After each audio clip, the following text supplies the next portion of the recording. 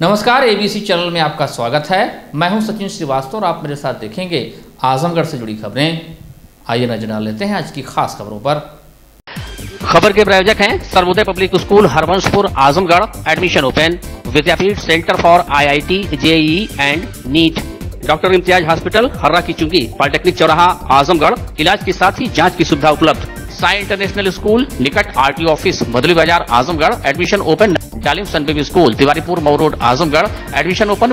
Gomti Gramin Nidhi bank. निवेश और secured loan के लिए संपर्क करें। GD global school Kartalpur Azamgarh. Admission open. Wooden touch Bhaurnath Azamgarh और hotel park green Sidhari Azamgarh. ह से हिंदू, म से मुसलमान और इसी हम से ये है सारा हिंदुस्तान। जी हाँ, और इसी की खूबसूरत बानगी पेश करता है हमारा जनपद आजमगढ़ के मुबारकपुर क्षेत्र स्थित कौड़िया गांव में एक ऐसा हिंदू परिवार है जो पिछले कई वर्षों से गांव के मुस्लिम भाइयों को उनके घर घर पहुंचकर सहरी के लिए जगाता है। उस हिंदू परिवार का मकसद ये है कि कहीं कोई मुस्लिम भाई सोता न रह जाए, जिसकी वजह से वो रोजा रखने से पहले अदा की जाने वाली सहरी को पूरा ना कर सके। इसी मंशा के साथ कौड़िया गांव के गुलाब यादव और उनका परिवार रात 1 बजे से लेकर सहरी खत्म होने तक गांव में घूम घूम कर लोगों के घर जाकर उनका दरवाजा खटखटाते हैं ताकि वो उठकर सहरी कर लें और अपना रोजा आसान कर सके। जब हम कौड़िया गांव पहुंचे तो देखा कि गुलाब यादव हाथ में लाठी, टॉर्च, कंधे पर गमछा लिए हुए हर आदमी के घर पहुंचते हैं और उसको उसके नाम से पुकारते हुए जगाते हैं। उठो, सहरी का वक्त हो गया, सहरी खा लो। जब तक उधर से आवाज नहीं आती कि हम जग गए, तब तक गुलाब यादव आगे नहीं बढ़ते और ये सिलसिला पूरे गांव यानी लगभग 400 घरों तक चलता रहता है।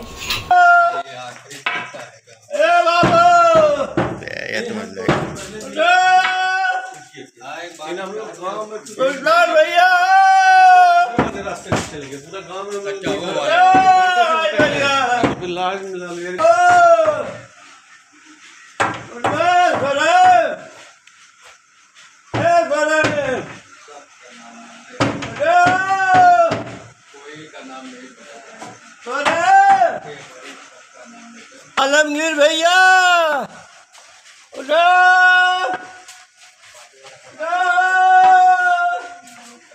जब इस बारे में हमने गुलाब यादव से बात की कि आखिर आप अपनी नींद को क्यों खराब करते हैं, तो उन्होंने साफ कहा, ये मेरे पिताजी करते थे, मेरे बड़े भाई ने किया, अब मेरी जिम्मेदारी है। हम लोगों को शहरी के लिए जगाते हैं जिसमें हमें सवाब मिलता है और मैं सामाजिक नफरत को भी दूर करने का काम कर रहा हूँ।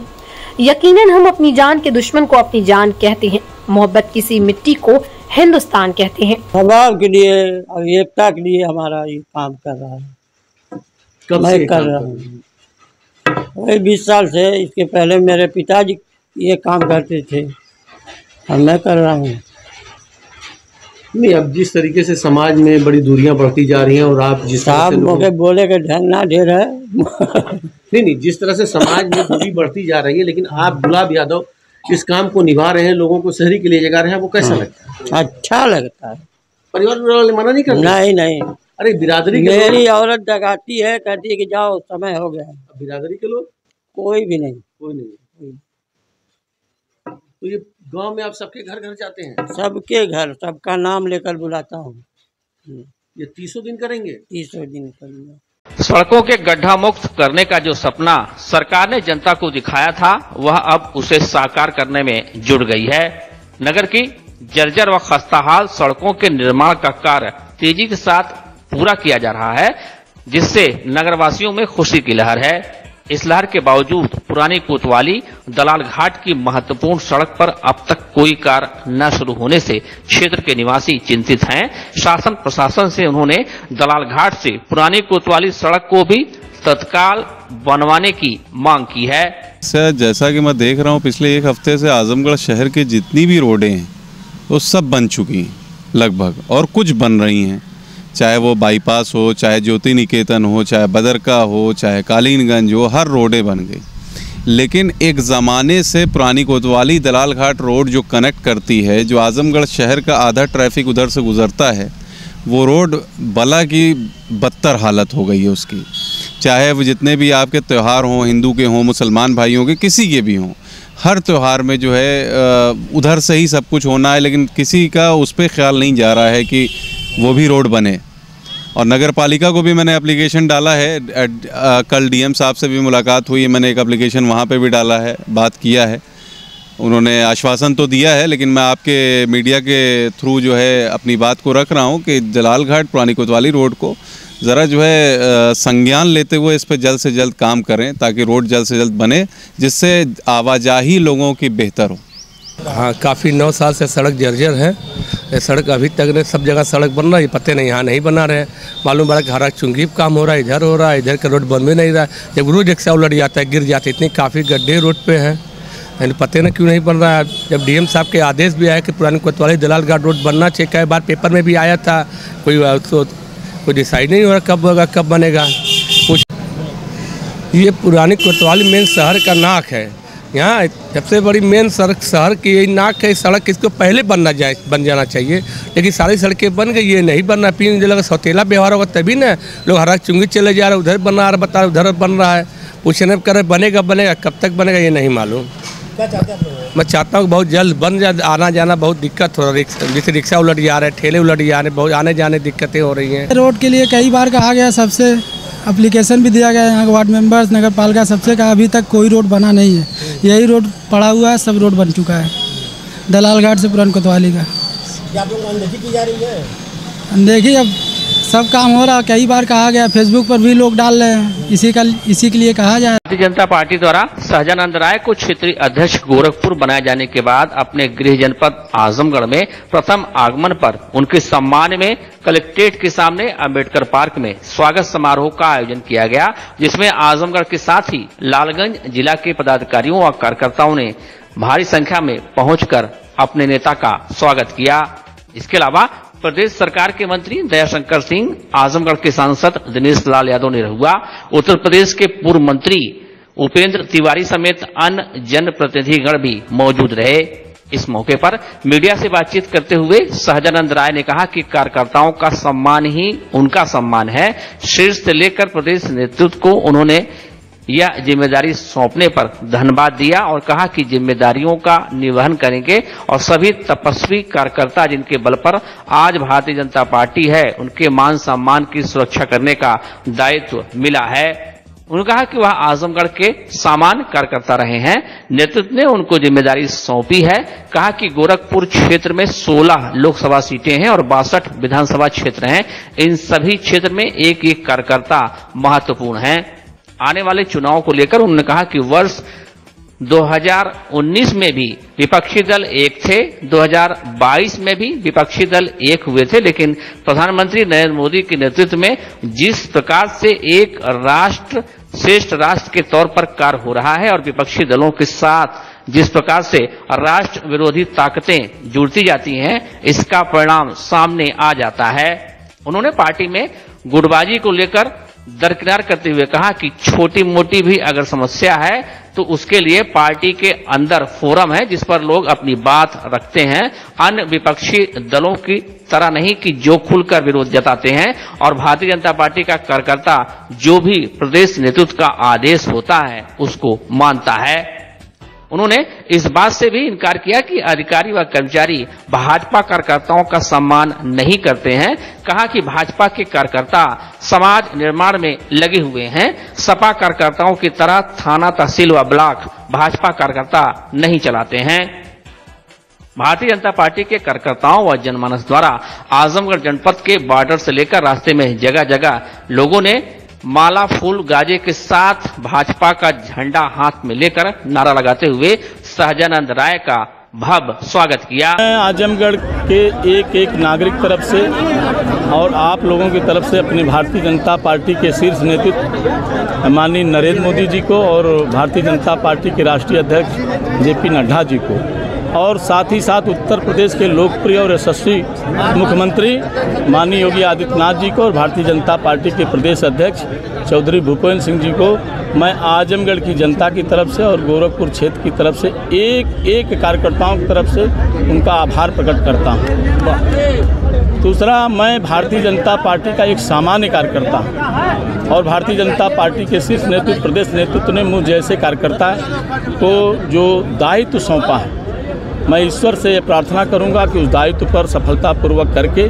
भारतीय जनता पार्टी के एक एक कार्यकर्ता, जो हमारा बूथ का अध्यक्ष है, हमारा शक्ति केंद्र का संयोजक है, मंडल का अध्यक्ष है, जिले का पदाधिकारी है, या भारतीय जनता पार्टी को मानने वाले लोग और भारतीय जनता पार्टी के साथ उस विचारधारा के साथ खड़े होकर के काम करने वाले लोगों के मान सम्मान और स्वाभिमान की सुरक्षा करना मेरा उत्तरदायित्व है। और उसके लिए मुझको भारतीय जनता पार्टी का प्रदेश नेतृत्व ने दायित्व सौंपा है और मैं उसके लिए दिन रात मेहनत करके, और आज मेरे साथ उत्तर प्रदेश सरकार के राज्य स्वतंत्र प्रभार मंत्री माननीय दयाशंकर सिंह जी, हमारे लोकप्रिय सांसद दिनेश लाल निरहू जी, हमारे भारतीय जनता पार्टी के पूर्व मंत्री माननीय उपेंद्र तिवारी जी, हमारे यहाँ की पूर्व विधायक वंदना सिंह जी, और आज भारतीय जनता पार्टी के हमारे सभी पूर्व जिलाध्यक्ष आजमगढ़ के, हमारे भारतीय जनता पार्टी के उन तपस्वी कार्यकर्ता यहाँ एकत्रित हैं। ये हमारे भारतीय जनता पार्टी के प्रदेश नेतृत्व ने आजमगढ़ के लिए एक बड़ी सौगात दी है। मुझ जैसे सामान्य कार्यकर्ता को क्षेत्रीय अध्यक्ष बना करके मैं अपने सभी भारतीय जनता पार्टी के बुजुर्ग साथियों का, जो हमारे भारतीय जनता पार्टी के तपस्वी कार्यकर्ता हैं, जिनके तपस्या के कारण भारतीय जनता पार्टी आज यहाँ पर स्थापित है, ऐसे उन तपस्वी कार्यकर्ताओं का मैं हृदय से अभिवादन करता हूँ, उनका स्वागत करता हूँ, वंदन करता हूँ। और साथ ही साथ उनके सम्मान के लिए, उनका सम्मान बना रहे और इसके लिए भारतीय जनता पार्टी की जो रीत नीत पद्धति है उसके अनुसार भारतीय जनता पार्टी को और आगे ले जाऊंगा। और भारतीय जनता पार्टी गोरखपुर क्षेत्र में 13 लोकसभा है, 62 विधानसभा, उस 13 लोकसभा में मैं अपने और अपने भारतीय जनता पार्टी की जो संगठनात्मक टीम है उसके आधार पर गोरखपुर क्षेत्र के 13 लोकसभा में 13 में भारतीय जनता पार्टी का जब पूरे देश का एक कमल रूपी माला बने, चुनौती मानते हैं आने वाले समय के लिए। अब आप लोग कहते हैं कि विपक्ष एकजुट हो रहा है, लेकिन मुझको लगता है कि विपक्ष एकजुट नहीं। अभी 2019 में भी विपक्ष एकजुट हुआ था, 2022 में भी विपक्ष एकजुट हुआ था, लेकिन जैसे जैसे और भारतीय जनता पार्टी का इतिहास रहा है, हम जिस विचारधारा के लिए काम करते हैं कि जब जब उनके साथ राष्ट्र विरोधी ताकतें एकत्रित होती हैं तब तब ये इस विचारधारा को प्रखरता से समाज का समर्थन मिलता है और लोग उनके साथ जुड़ करके भारत निर्माण की प्रक्रिया में माननीय नरेंद्र मोदी जी का जो सपना है, एक भारत श्रेष्ठ भारत, जो हम लोगों का संकल्प है कि भारत विश्व गुरु बने, उसके लिए भारतीय जनता पार्टी के लाखों करोड़ों कार्यकर्ता अपना सर्वस्व न्यौछावर करके इस विचारधारा को और माननीय नरेंद्र मोदी जी को और उत्तर प्रदेश के यशस्वी मुख्यमंत्री योगी आदित्यनाथ जी को संकल्प लेकर के और भारतीय जनता पार्टी को और आगे बढ़ाएं। अच्छा, चुनाव और निकाय चुनाव को लेके किस तरह से आप तैयारियां? ये भारतीय जनता पार्टी में एक दायित्व होता है। इसके पहले भी मैं आजमगढ़ में, आप लोगों ने देखा है कि मैं 2 बार युवा मोर्चा का अध्यक्ष, 2 बार जिले के महामंत्री, 2 बार जिले का अध्यक्ष रहा हूँ और 2 बार गोरखपुर क्षेत्र का महामंत्री रहा हूँ। इस गोरखपुर क्षेत्र के सभी जनपदों में, सभी मंडलों में, सभी बूथों पर मैं अपने कार्यकर्ताओं के साथ मेरा संवाद रहा है और हमारे यहाँ भारतीय जनता पार्टी में केवल दायित्व बदलता है, कार्य पद्धति नहीं बदलती। इस नाते हमारे से पहले जो हमारे लोग उस दायित्व पे थे, उस प्रक्रिया को बनाए थे, आगे मैं आया हूँ, उसको और शक्ति प्रदान करूँगा और नीचे तक ले जा करके जो आगे आने वाले नगर निकाय के चुनाव में भारतीय जनता पार्टी का एक एक कार्यकर्ता कृत संकल्पित है, इसलिए विकास के लिए, गुंडा और माफियाओं को हटाने के लिए और पूरे उत्तर प्रदेश में और गोरखपुर क्षेत्र में आप देखिएगा नगर निगम सहित नगर पालिका और नगर पंचायतों में भारी बहुमत के साथ केवल अध्यक्ष ही नहीं बनेगा, उनका बोर्ड बनेगा, क्योंकि अब उत्तर प्रदेश की जनता विकास चाहती है और विकास कोई दे सकता है तो उत्तर प्रदेश के यशस्वी मुख्यमंत्री योगी आदित्यनाथ दे सकते हैं, इस देश के यशस्वी प्रधानमंत्री माननीय नरेंद्र मोदी दे सकते हैं। गुटबाजियाँ होती हैं, उनको आप साथ लेकर कैसे? भारतीय जनता पार्टी में कोई गुटबाजी नहीं है। भारतीय जनता पार्टी एक बड़ा परिवार है और उस बड़े परिवार में कहीं छोटी मोटी अगर किसी की नाराज़गी है तो भारतीय जनता पार्टी उसके लिए फोरम बनाया, उस फोरम पे हम बातचीत करके उन समस्याओं का समाधान कर लेते हैं। और भारतीय जनता पार्टी में अन्य दलों की तरह ऐसी गुटबाजी नहीं है कि जो संभाले ना संभाले। भारतीय जनता पार्टी का हर कार्यकर्ता जिम्मेदार है और भारतीय जनता पार्टी के शीर्ष नेतृत्व और प्रदेश नेतृत्व की आज्ञा का मानने वाला है। इस नाते भारतीय जनता पार्टी को गुटबाजी नहीं है और न उसका कोई प्रॉब्लम। एक सवाल का जवाब, संगठनात्मक रूप से आजमगढ़ मंडल काफी कमजोर माना जाता है, यही कारण है कि आरएसएस की अभी बैठक भी हुई जो आरएसएस के इतिहास में पहली बार हुई, उसको कैसे मजबूत करेंगे? मैं जहाँ तक जानता हूँ, मैं उत्तर प्रदेश के कई जिलों में घूमा हूँ, लेकिन व्यक्तिगत रूप से अन्य जिलों की चर्चा नहीं करूँगा, लेकिन आजमगढ़ की विशेष रूप से चर्चा करूँगा कि यहाँ मैं भारतीय जनता पार्टी का अध्यक्ष रहा हूँ। हमारे आजमगढ़ के जो कार्यकर्ता हैं बहुत ही तपस्वी हैं और वो अपने तपस्या के बल पर, आपके सामने जीता जागता उदाहरण हमारे सांसद जी हैं और उन्होंने मेहनत की परिश्रम की पराकाष्ठा की है। और जो समाजवादी पार्टी दम भरती थी कि हम इटावा सैफई छोड़ सकते हैं, आजमगढ़ नहीं छोड़ सकते, तो आजमगढ़ की जनता ने दिनेश लाल निरहू को जिताकर ये संदेश दे दिया है कि आपको आजमगढ़ में आवश्यकता नहीं, आप अपने इटावा और सैफई में जाइए, क्योंकि इटावा और सैफई में भी भारतीय जनता कब्जा कर चुकी है। नेताओं का कम है, तो उसके लिए आप किस प्रकार से उनका कार्यकर्ताओं का मनोबल बढ़ाने के लिए? अभी भारतीय समाजवादी पार्टी की सरकार थी, तब आप लोग कहते थे कि समाजवादी पार्टी के लोग थाना और तहसील ब्लॉक चलाते थे, और भारतीय जनता पार्टी कार्यकर्ता समाज निर्माण में लगा है, थाना ब्लॉक और तहसील चलाने के लिए नहीं लगा है। और समाज निर्माण की प्रक्रिया में उनको जो पार्टी निर्देश देती है वो करते हैं। आपने इसके पहले देखा कि समाजवादी पार्टी के लोग थाना और तहसील चलाते थे। क्या आप ऐसी अपेक्षा करते हैं कि भारतीय जनता पार्टी का कार्यकर्ता थाना और तहसील चलाए? भारतीय जनता पार्टी का कार्यकर्ताओं का काम संगठन का काम करना, और तहसील और थाने के लिए हमारे भारतीय जनता पार्टी ने जो हमारे जनप्रतिनिधि है ये उनका उत्तरदायित्व है। जिलाधिकारी विशाल भारद्वाज और पुलिस अधीक्षक अनुराग आर्य की अध्यक्षता में शनिवार को तहसील मेहनगर के सभागार में संपूर्ण समाधान दिवस का आयोजन किया गया। इस अवसर पर जिलाधिकारी ने संबंधित अधिकारियों को जन समस्याओं के त्वरित एवं गुणवत्तायुक्त निस्तारण करने के निर्देश दिए। उन्होंने कहा कि इसमें किसी भी स्तर पर लापरवाही क्षम्य नहीं होगी। जन समस्याओं का गुणवत्तायुक्त एवं समयबद्ध निस्तारण शासन की प्राथमिकता है। इस अवसर पर कुल 79 मामले सामने आए, जिसमें से 6 मामलों का मौके पर निस्तारण किया गया तथा शेष 73 मामलों का निस्तारण निर्धारित समय सीमा के अंदर करने के लिए जिलाधिकारी ने संबंधित अधिकारियों को निर्देश दिए। प्राप्त मामलों में राजस्व विभाग के 51, पुलिस के 8, विकास के 5, पीडब्ल्यूडी के 3, नगर पंचायत के 3, दिव्यांगजन विभाग के 1, विद्युत के 4, वन विभाग के 1, निबंधक सहकारी समिति के एवं आपूर्ति के 2 मामले शामिल हैं। जिलाधिकारी ने समस्त संबंधित अधिकारियों को निर्देशित करते हुए कहा कि जिन जिन विभागों से संबंधित आवेदन पत्र प्राप्त हुए उसे जल्द से जल्द 100% गुणवत्तायुक्त निस्तारित करना सुनिश्चित करें। इसी के साथ ही जिलाधिकारी द्वारा स्कूल चलो अभियान के तहत शैक्षिक सत्र 2023-24 के लिए प्राथमिक विद्यालय मेहनगर की छात्र छात्राओं को पुस्तकें वितरित की गयी। इस अवसर पर मुख्य विकास अधिकारी Shri Prakash Gupta, CMO doctor IN Tiwari, जिला विकास अधिकारी संजय कुमार सिंह, एसडीएम मेहनगर, तहसीलदार सहित अन्य जिला स्तरीय अधिकारी उपस्थित रहे। वहीं सदर तहसील में एसडीएम सदर ज्ञानचंद गुप्ता की अध्यक्षता में आयोजित संपूर्ण समाधान दिवस के अवसर पर कुल 95 मामले आए, जिनमें से 11 का मौके पर ही निस्तारण कर दिया गया। शेष 84 मामलों के समय से निस्तारण के लिए संबंधित अधिकारियों को निर्देशित किया गया। प्राप्त शिकायती पत्रों में राजस्व के 75, पुलिस विभाग के 6, विकास विभाग के 8 और अन्य 8 मामले शामिल हैं। शुक्रवार को आजमगढ़ शहर के समीप खोजापुर चक इनामी में स्थित जे डॉन वास्को स्कूल में एनुअल रिजल्ट के साथ प्राइज सेरेमनी 2023 व मेगा हेल्थ कैंप का आयोजन किया गया। कार्यक्रम के दौरान स्कूल में सांस्कृतिक कार्यक्रमों का भी आयोजन हुआ। इस दौरान स्कूल के बच्चों ने तमाम गीतों पर अपने नृत्य की प्रस्तुति से सभी का मन मोह लिया। इसके अलावा सभी क्लास के 1st, 2nd, 3rd आए बच्चों को मेडल पहनाकर अतिथियों ने उनका सम्मान किया।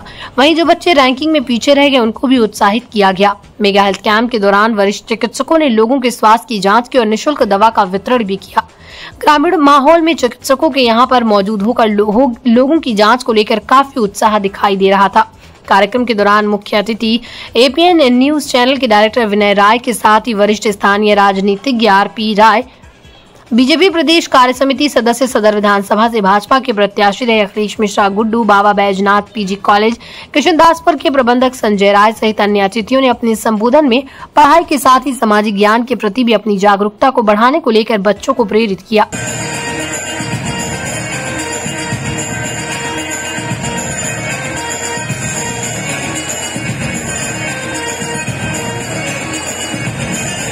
कार्यक्रम में सभी आगंतुकों का प्रबंधक राम प्रकाश राय, बबलू, आलोक राय, मंटू, प्रिंसिपल संतोष यादव समेत सभी विद्यालय से जुड़े लोगों ने स्वागत संग आभार व्यक्त किया। उन्होंने बचपन में जाने का एक शुभ अवसर दिया है कि ऐसे बच्चों को बीच में खड़ा करके, क्योंकि आजमगढ़ से रिश्ता भी मेरा कुछ अलग है। तीसरी क्लास में मैं इलावा पढ़ा, चौथी क्लास में मोहम्मदाबाद पढ़ा, पांचवी क्लास में नवंबर पढ़ा, तब जिला 1 था, अब तो जिले 2 हो गए हैं। मंटू राठी ज्यादा संपर्क में रहते हैं, बोलचाल की भाषा में ज्यादा व्यवहारिक दिखते हैं, बबलू भैया थोड़े से रिजर्व रहते हैं। लेकिन मैं एक बात कहूंगा कि हम लोग जब पढ़ते थे, क्योंकि अब लाखों का दिन है, तो जब पिताजी को पता रहता था वो पुलिस क्लास में पहले पूछते तुम 30 में भी शामिल हो, ये हकीकत है। आप लोग जब पढ़ते हो तो यही स्थिति थी, और बच्चा अपने मन से पढ़ता है। जब इंटर पास कर रहे सब्जेक्ट खुद तय कर लेता था, बीए मुझे क्या क्या लेना है, फिर बीए कर लिए एमए में क्या लेना है, तो पढ़ना ही नहीं है, घर पे जा नहीं सकते, तो किसी क्लास में पढ़ना है। उस समय कक्षा 2 तक समझदार थे, बीए करेंगे, टीचर हो गए, लेकिन अब बच्चा खुद पढ़ता है, तो पिता को बताता मुझे क्या करना है। अब अगर आप बच्चे से अपने गाइड में करना चाहें जबरदस्ती, तो बेटा तुम साइंस ले लो, तो कहना मिलेगा। अतिथि और अतिथेय को दोनों लोगों को मैं प्रणाम भी करना चाहता हूं और धन्यवाद भी देना चाहता हूं कि लोग हमारे परिसर में इस प्रांगण में आए। और शिक्षा के क्षेत्र में लोग हमारी उत्सुकता को बढ़ाने के लिए भारी से भारी भीड़ को अपनी उपस्थिति दर्ज कराए भीड़। और मैं चाहूँगा कि सदैव बना रहे सभी लोग हमारे साथ। कुछ मैनेजर लोग भी आए जो आज स्टेज पे खड़े हैं, विनर आए एपीएन चैनल के डायरेक्टर, प्लस पूर्वांचल महोत्सव के अध्यक्ष भी हम लोगों के सहयोगी हैं, और आज जो चीफ गेस्ट बनकर आए हैं, हम लोगों को बहुत अपार हर्ष हो रहा है कि इनके आने पर। बच्चों को प्रमाण पत्र दिया है क्या है? कुछ बच्चों को प्रमाण पत्र दिया गया है जो फर्स्ट, सेकंड, थर्ड पोजीशन लाए हैं, उनको अच्छे से खड़ा करके उनके गार्जियनों को, उनके अभिभावकों को सम्मानित किया गया है, जो यहाँ हर्षोल्लास के साथ अपनी उपस्थिति दर्ज करा रहे हैं। आज 31 मार्च 2023 को हम रिजल्ट डिस्ट्रीब्यूशन के साथ साथ प्राइज डिस्ट्रीब्यूशन और मेगा हेल्थ चेकअप कैंप का आयोजन कर रहे हैं। क्या है मतलब बच्चों की सीक्वेंस को साल भर किया? बच्चों का साल भर का जो एकेडमिक परफॉर्मेंस है उसके लिए हम उनको पुरस्कृत कर रहे हैं। इसके अतिरिक्त को कैलकुलर एक्टिविटीज़ के तहत बच्चे अलग अलग कार्यक्रमों में भाग लेते हैं, जिसमें डिक्लामेशन है, डिबेट है, राइम्स है, के साथ साथ रंगोली है। इसके अतिरिक्त जो है कि डांस कंपटीशन है, सिंगिंग कंपटीशन है, बहुत सारे स्पोर्ट्स इवेंट्स हम आयोजित करते हैं 1 सप्ताह का, उसका हम पुरस्कार आज वितरित कर रहे हैं। शिक्षा क्षेत्र की बात की जाए, तमाम स्कूल शहर में बड़े स्कूल हैं और आपका एक नाम नहीं है, इसको किस तरह देख रहे हैं? NEP 2020 को हम फॉलो कर रहे हैं। We are direct affiliated to CBSE new Delhi.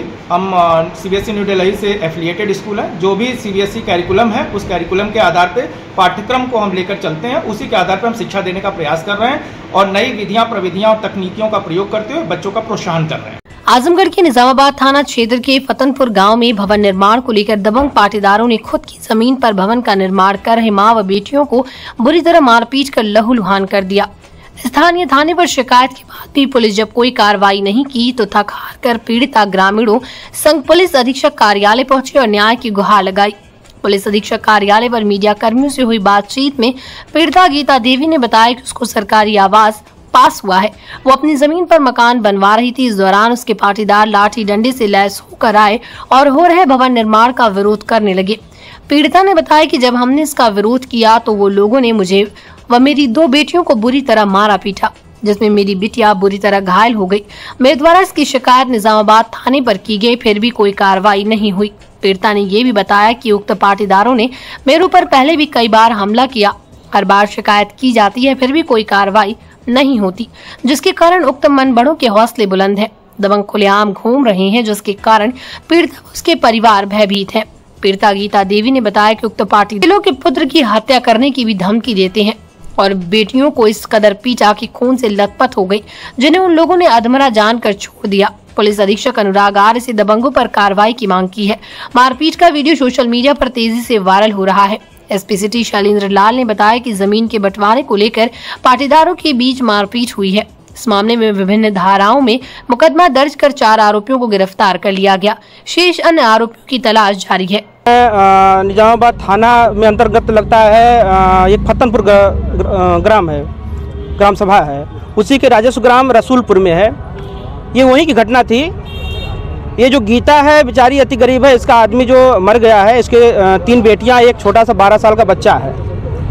और ये अपना जो कि आधी दीवार जो जब इसके आदमी थे तो बनवाई थी, और हम लोगों ने इसकी गरीबता देख के इसको आवास दे दिया था। ये उसी के ऊपर अपना मैं कहा कि इसी के ऊपर आप बना लो, अब नीचे से कहाँ तुम्हारे पास जगह भी नहीं है, और जो है कि इसी के ऊपर अपना लिंटर पर डाल लो। ये मिस्त्री से लेके जब लिंटर डालने गई तो इसके पटदार जो है जितेंद्र, उसके 5 पुत्र हैं, और उन्होंने लाठी डंडे से इनके ऊपर प्रहार कर दिया। मैं भी था लेकिन मैं मौके पर मौजूद नहीं था, मैं गांव में अंदर था। इतना भयानक मार दिए थे। इनकी जो बच्चियां हैं वो सब बेहोश हो गई। मौके पे हम लोग आनंद फानन लेके जो है किसी प्रकार जिला अस्पताल गया। नहीं है, मुझे घर नहीं बनाने देते। मैं जब बनाती हूँ घर मुझे मारते हैं। मेरा बच्चा एक ही है, मैं विधवा हूँ, मेरा एक ही बच्चा है, उसको जानकर धमकी देते मारने की। एक बार नहीं 4थी बार मार चुके हैं मुझे, लेकिन मेरी कोई सुनवाई पुलिस थाने नहीं हुई है। कौन मारते हैं? मेरे पटीदार जितेंद्र मारते हैं। कौन है? जितेंद्र, देवगन, विजय, प्रदीप, संदीप। इसलिए विवाद होता है। घर बनाने नहीं देते सर, मुझे हिस्सा नहीं देते हैं। जमीन किसकी है? मेरी जमीन है, बंटवारा हो चुका है। घर चद्दर उधर उठा दिए, सिर्फ सिलाफ लादने जा रही थी मैं। आज से बहुत दिन का वो बंटवारा हुआ है, लेकिन ये सिलाफ नहीं लादने देता, कहता मेरा हिस्सा है। थाने पे गई तो क्या हुआ? थाने पे कोई सुनवाई नहीं हुई सर। जब मारते तब तक मैं जाती हूँ थाने पे, से कोई सुनवाई। ये लोग घूमते हैं बस, कहते हैं क्या कर ली है थाने पे जाके, कुछ कर ली हो और तुम्हारे लड़के की जान से हम मारेंगे। मेरा एक ही लड़का है सर, मेरे लड़के को हमेशा मारते हैं। आज भी मारने फरुए से काटने जा रहे थे, तो मिस्त्री लोग थे कि छोड़ा दिए तो वो भाग गए। मेरा बेटा भाग रहा था, फिर मेरे पास आया, मैं कहा बेटा भाग। तो भागा तो कोई उसे, मेरी बेटियों को तो इतना मारे, सब मुँह से ब्लेड आ रहा था, उन सब बेहोश हो गई थी। गाँव वाले सब जुटे तो उनको थाने पे लेके गए। थाने पे सिर्फ एप्लीकेशन लिखे, कहते हैं क्या क्या हुआ, किसने मारा और किसने मार खाई है, यही लिख के और हमें अस्पताल में ला के डाल दिए। और यहाँ तक आज तक कोई नहीं हमें देखने आया पुलिस वाला कि चलो देखें वो कैसे हैं। जब एप्लीकेशन डाले हैं तो कब की घटना है? 29 तारीख को है। क्या चाहती हैं आप? मुझे न्याय चाहिए। निज़ामाबाद का एक वीडियो वायरल हुआ है, ये फत्तनपुर रसूलपुर गांव का है। इसमें आपस में पट्टीदारों के बीच में पारिवारिक ज़मीन के बंटवारे को लेकर विवाद था, जिसमें आपस में परिवार वाले जिसमें मारपीट किए हैं। इस प्रकरण में मुकदमा अपराध संख्या 137/23 धारा 323, 505 से 308 का कायम किया गया है। वह पशु क्रूरता का भी इसमें धारा लगाई गई है, क्योंकि बकरी को भी इसमें चोट आई थी। इसमें 4 लोगों की गिरफ्तारी की जा चुकी है और शेष के विरुद्ध भी शीघ्र कार्रवाई की जाएगी। सर, भारी संख्या में लोग पीड़िता पक्ष में आए हैं यहाँ पे, कह रहे हैं कि पुलिस कार्रवाई नहीं कर रही। इसमें 4 की गिरफ्तारी पुलिस के द्वारा की जा चुकी है और शेष के विरुद्ध भी शीघ्र कार्रवाई की जाएगी। पुलिस प्रयासरत है और जल्दी सबकी गिरफ्तारी की जाएगी। इसमें बकरी की हत्या की भी बात सामने, इसमें बकरी को चोट लगी थी, हत्या नहीं, बकरी को चोट लगी थी, इसलिए पशु क्रूरता की धारा इसमें लगाई गई है। 1 अप्रैल 2005 को पुरानी पेंशन बंद कर एनपीएस लागू करने की 18वीं बरसी पर शिक्षकों व कर्मचारियों ने शनिवार को अपने अपने विद्यालय व कार्यालयों में वहां पर काली पट्टी बांध अपना विरोध दर्ज कराया। अटेवा और अन्य कर्मचारी संगठनों के बैनर तले चलाए गए शिक्षक अभियान में शिक्षकों कर्मचारियों ने एनपीएस वापसी के साथ ही ओपीएस का संकल्प दोहराया। इसी क्रम में स्वास्थ्य विभाग के फार्मासिस्टों ने भी शनिवार को काली पट्टी बांधकर 1 दिवसीय सांकेतिक विरोध जताया। जिला फार्मासिस्ट एसोसिएशन के जिला मंत्री ऋषि देव मौर्य ने बताया कि प्रदेश स्तर पर सरकार से विभिन्न मांगों को लेकर कई बार वार्ता की गई, लेकिन आश्वासन के बाद भी कोई शासनादेश नहीं जारी किया जा रहा है। इसके बाद प्रदेश नेतृत्व के आह्वान पर उनके एसोसिएशन ने काली पट्टी बांधकर 1 दिन काम करने का निर्णय लिया। इस विरोध को अन्य स्वास्थ्य कर्मियों और राज्य कर्मचारी संयुक्त परिषद की तरफ से भी समर्थन मिला। उन्होंने बताया कि प्रमुख मांगों में पुरानी पेंशन की बहाली, फार्मासिस्ट पदनाम परिवर्तन, वेतन विसंगति, नए पद सृजन जैसे तमाम मुद्दे हैं, जिसको लेकर सरकार की तरफ से बार-बार भरोसा देने के बाद भी कोई कार्रवाई नहीं की जा रही है। सरकार के बार-बार आश्वासन देने के बाद भी, कर्मचारियों की मांगों का आश्वासन देने के बाद भी सरकार हम लोगों का काम पूरा नहीं कर रही है। सिर्फ आश्वासन देकर 2 साल से आश्वासन दे रही, कोई कार्रवाई नहीं कर रही। इसमें किस चीज़ का आश्वासन दे रही है? क्या आप लोगों पदनाम परिवर्तन की बात, फार्मासिस्टों के पदनाम परिवर्तन की बात है, वेतन विसंगति की बात है, नए पद सृजन की बात है, जितने भी पेंशन की बात है, किसी पर उसने कार्रवाई नहीं कर रही है।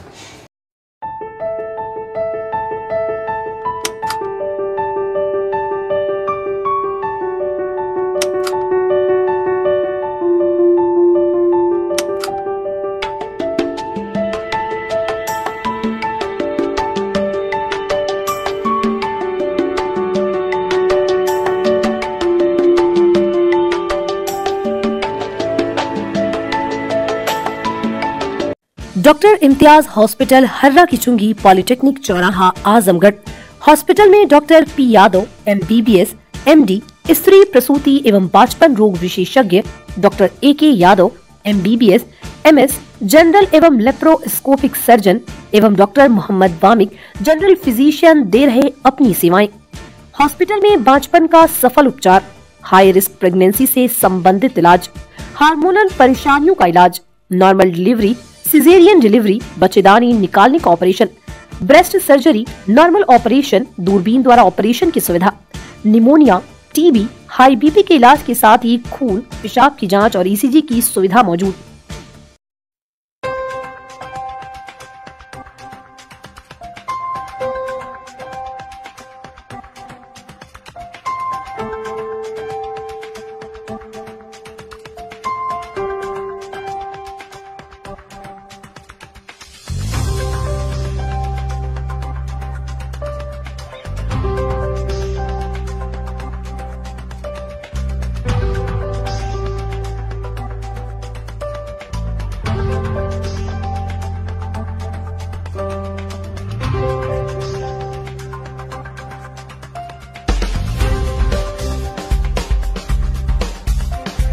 साई इंटरनेशनल स्कूल, पूरा पांडे, निकट RTO ऑफिस, भदली बाजार, आजमगढ़।